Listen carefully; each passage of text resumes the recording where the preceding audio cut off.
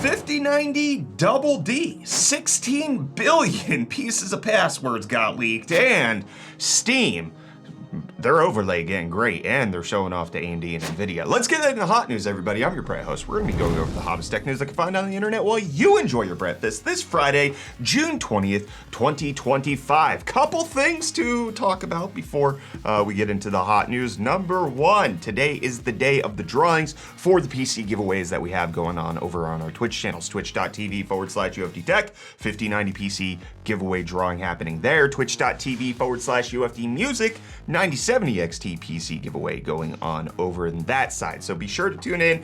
We're drawing the winners live at 3 p.m. Eastern today, so we'd love to have you join us for that. Number two, today's a very special day because you might not know this, but it's actually the 18th anniversary of Batman and Robin releasing to theaters. Great day. I remember it very vividly because that's exactly where my parents took me for my 7th birthday, because I turn 35 today. It's happy birthday breakfast. Let's go jump on into the 5090 DD news that's going on, because reports have been swirling for a while that the US administration is not really happy with Nvidia's GPU setup with exports to China for things like AI. And so they were potentially gonna have to cut down the 5090D even more. And now we have details on how that is allegedly going to look. So the 4090D was originally introduced as a cut down version of the 4090 to comply with these export restrictions. The D stood for Dragon because it was the year of the dragon in which it was released. The 5090D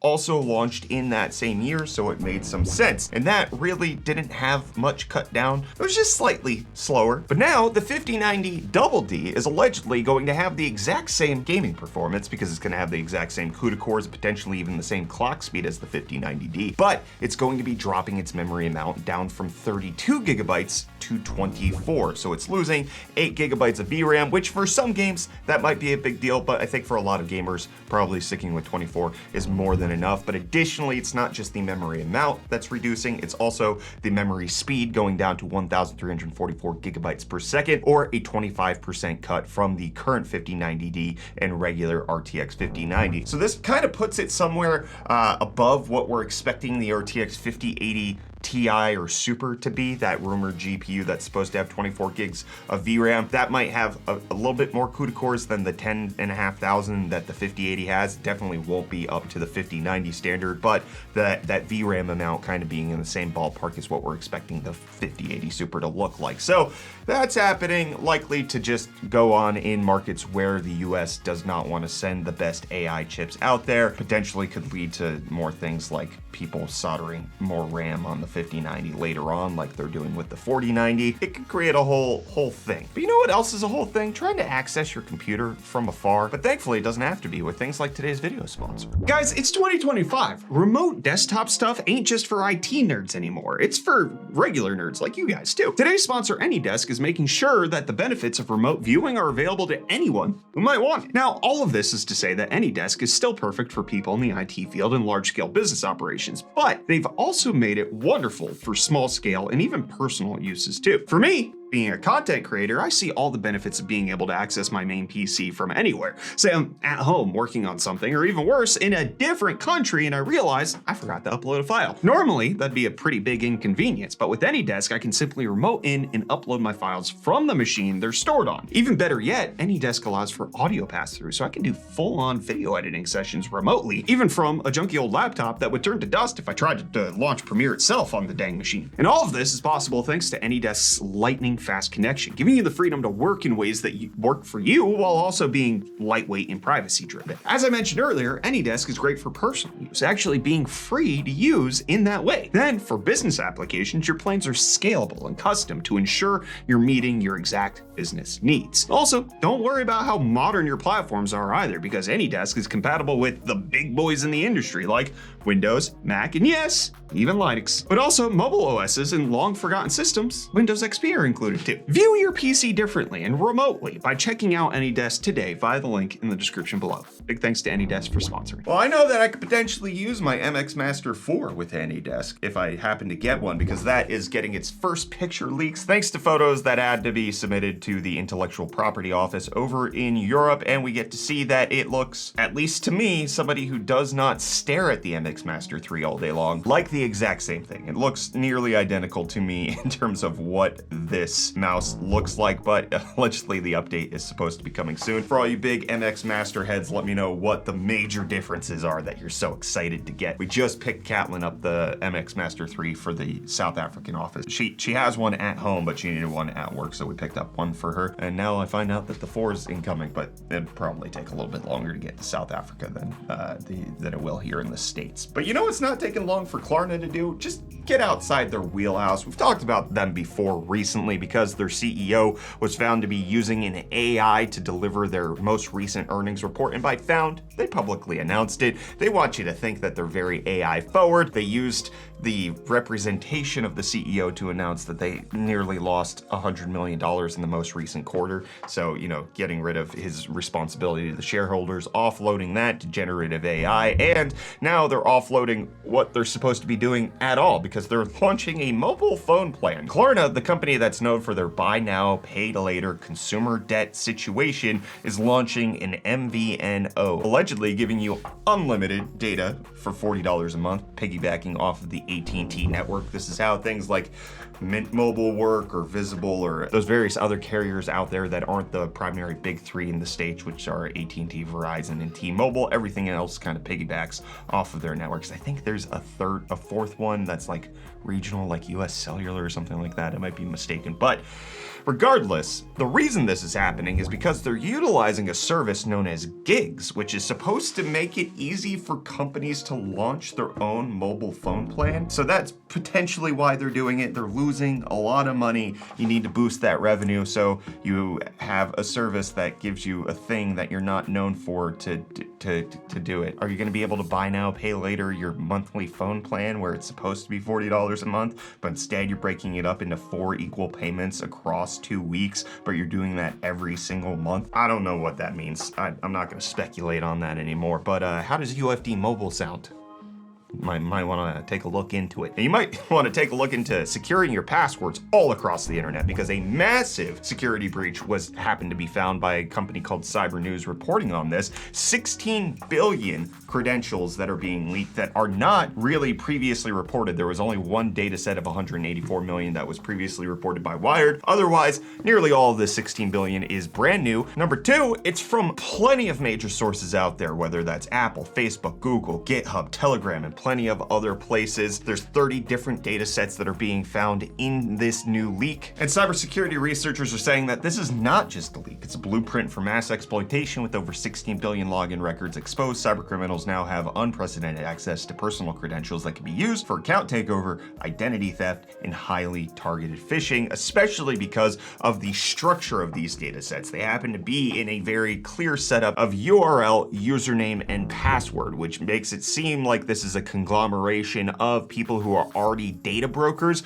compiling this into a database, making it very easy for this information to be used. Now, there are some larger data sets for certain populations to be a little bit more concerned about. 3.5 billion of those are for Portuguese-speaking nations. 500 million of them appear to be from Russia, but the average data set does have 550 million records, and this could apply to basically everybody out there. 16 billion's a lot, and it's not quite clear how expansive this is, so this is just a reminder: practice good cybersecurity, potentially look into updating your passwords, make them long, make them complex, put as many symbols and variations as you can in there in a way that you can still log in properly, because a forgotten password's a no good password. Potentially sign up for using passkeys where it's applicable, especially as those are starting to roll out into various different devices, especially as companies like Apple and Google are working on ways to make it so that they are cross-platform. Additionally, multi-factor authentication. Potentially don't use SMS, the texting, because you're subject to things like SIM swap attacks, but having multi-factor authentication is good. So just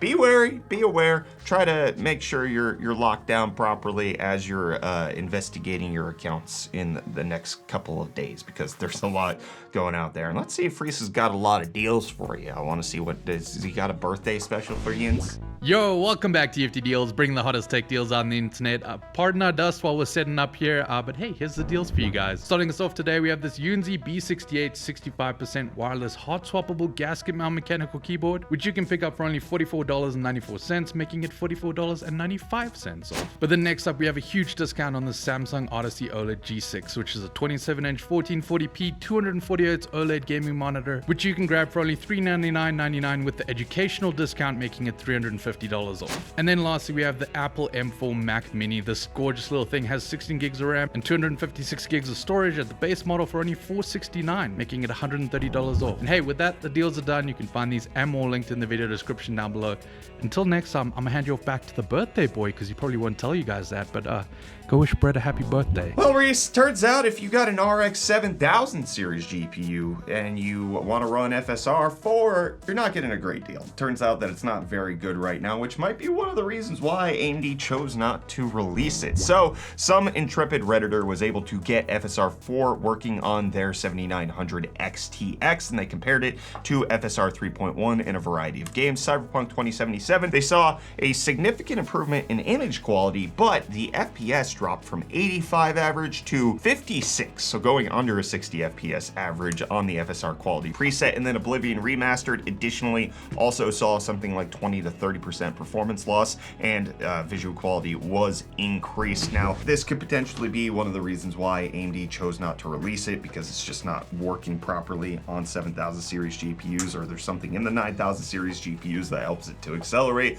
a little bit better. But I don't know that this is worth doing, because you know how else you could get higher visual quality and lower performance? Increase the settings.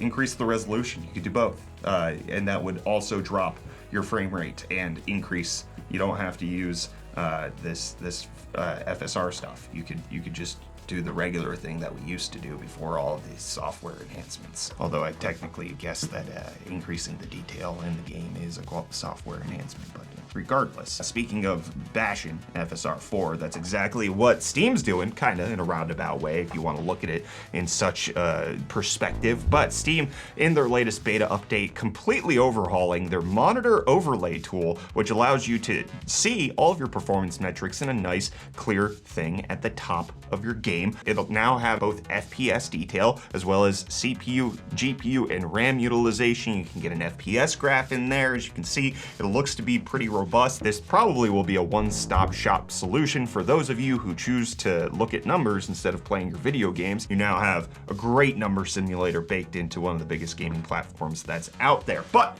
I'm not talking about it just because it's a more robust tool that I think a lot of people are going to use, but also because if you look at that top left-hand corner of this image, you'll notice that there's 2 FPS numbers there. So Valve rolling out a way for you to be able to see how many of your frames are from DLSS or FSR or are frame generated or AI nonsense, or however you want to see it. You can see what the raw FPS is, and then everything else that's being accelerated by your GPU in those FSR and DLSS setups. This is actually a pretty neat way of doing it. I don't know of many other tools that could potentially do this, but Valve saying that this is important for you to know exactly how your game's performing, because while actual frame rates could be very high, like they tend to be when you add in frame generation, that increases things like input latency and makes it very difficult for you to have a good gaming experience. So Valve rolling this out so that you can see the difference. You can see FPS and you can see your frame gen FPS. So you can see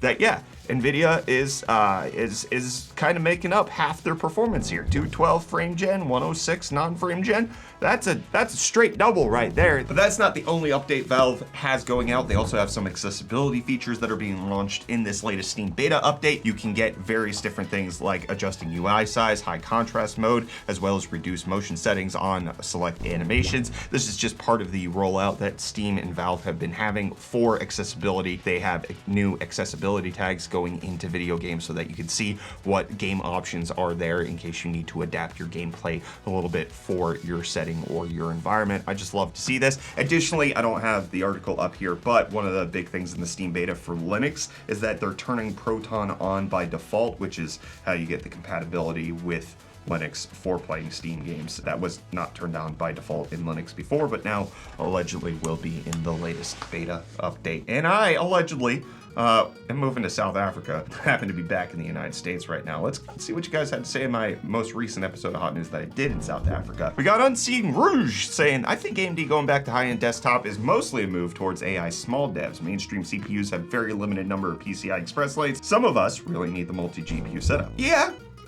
I could see that. Also, if people are trying to get PCI Express lanes for AI stuff, they're probably less likely to investigate how badly AMD has screwed over Threadripper users in the past with promises of socket support updates that just never happened. So I could see that. Multi-GPU setup, PCI Express lanes. I mean, professionals, right? The small AI devs, not even AI devs, people who use GPUs to accelerate things, or even other types of encoder cards that are out there. It's helpful to have a high-end desktop option. Intel has severely dropped the ball there, and AMD chose to upcharge it to a workstation setup. So I'd like to see the return. I don't know if we're gonna go on to it. 9980X could be cool, but we'll see. And then Braddock saying, glad to see you back in South Africa. As a fellow parent of a child now in their 30s with a disability, you're on the money about having to learn about how the medical system works and how to maximize your child's care. You two look like a couple of goobs just having fun together. I think you're talking about me and Reese. We were a couple of goobs just having fun together. I miss him.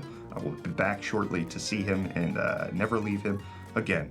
Hopefully. But also, yes, speaking to the having a child with a disability, learning to become an effective advocate in the system is a journey in and of itself, on top of like dealing with everything that comes with my son's condition. You know, we have the medical side, and then we have the complex administration side, and I have a fantastic wife who has worked tirelessly to make sure that like we know the system inside and out. She has put in a lot of effort and work on that side, and that was one of the main reasons why I could return to South Africa just last week. We have things in such a place where I know my son's going to be taken care of, and we have a great system. And obviously I've helped and I've done work. I'm not, it's not like I put it all on her, but she is an amazing advocate for him. And it's been lovely seeing how she has grown in that role over the last 7 years that we've had Emmett. And then we got Jay Batson saying, I've literally been waiting and holding my money so that I can buy the new Intel Battlemage. I need the card to be higher end or no point of replacing my 7900 XTX. Come on, Intel, get some blood in the water. We need you. I don't think a B770 is going to replace your XTX. I think it'd be flat at best in terms of like where you're going. It might have more VRAM. They might launch a 32 gig card with the B770. That is pure speculation. Could be, I mean, 24 would also just make as much sense, which is exactly where the XTX is. I don't think you're going to get an upgrade, my friend, even with B770. I think Celestial might be the way, if in case you want to step up from that card. I'd be gladly wrong. B770 wiping the floor with an XTX at great prices.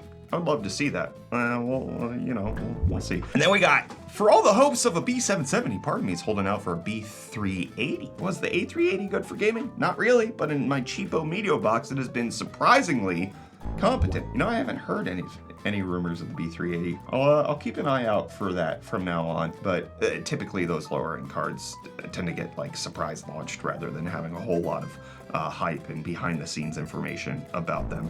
And then Florence saying, why is Brett trying to imitate a diesel from 1985? I forgot what I did.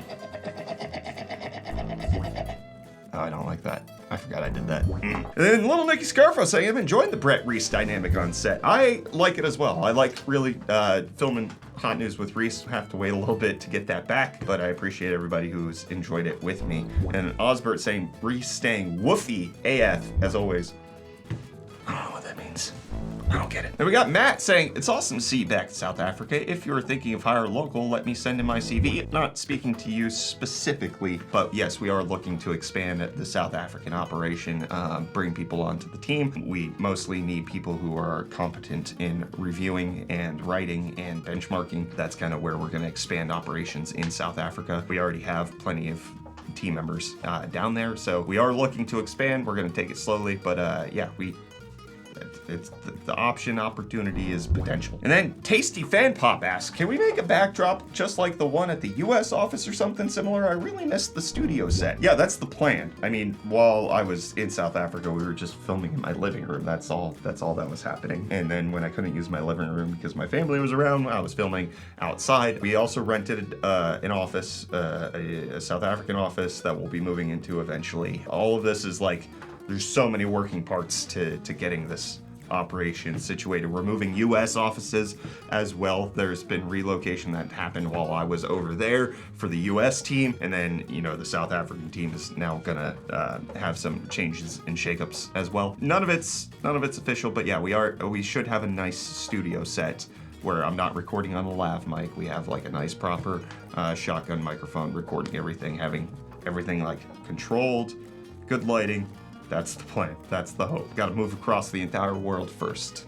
We'll see how that goes. And I'll see you guys back here for more of the hottest tech news on Tuesday. But don't forget, we do have those giveaways going on over on our Twitch channels. Love to have you join us at 3 p.m. Eastern.